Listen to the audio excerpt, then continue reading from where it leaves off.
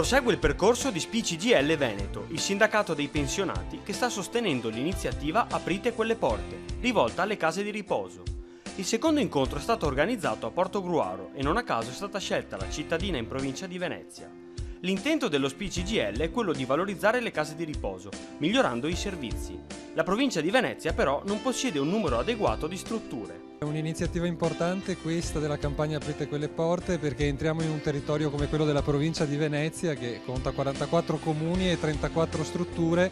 Sembrano numeri che possono stare in equilibrio, ma in realtà noi sappiamo che questo territorio più di altri in Regione Veneto è sottodotato in termini di strutture e di posti letto, che non possono diventare quindi una selezione tra chi trova il posto e chi non lo trova, tra chi può permettersi di pagare delle rette che crescono troppo anche perché non cresce il finanziamento della Regione e che finiscono per diventare poi un cappio al collo anche per chi le strutture le gestisce. Allora aprire quelle porte per noi significa entrare nel merito di queste situazioni, capire dove stanno gli spazi per migliorare, capire dove si può anche in un'epoca di tagli fare degli investimenti, perché essendo sottodimensionati bisogna andare a recuperare questi gap. 4 case di riposo, di cui 2 pubbliche e 2 private. Poi c'è il San Donatese e diciamo la zona di Jesolo.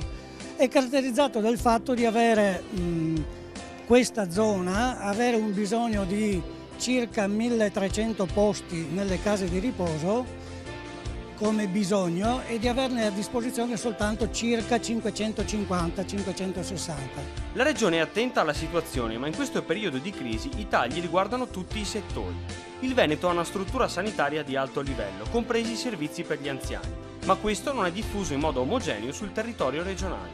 Anche perché il 20% della popolazione ha più di 65 anni, quindi è necessaria una rete di servizi per i più anziani.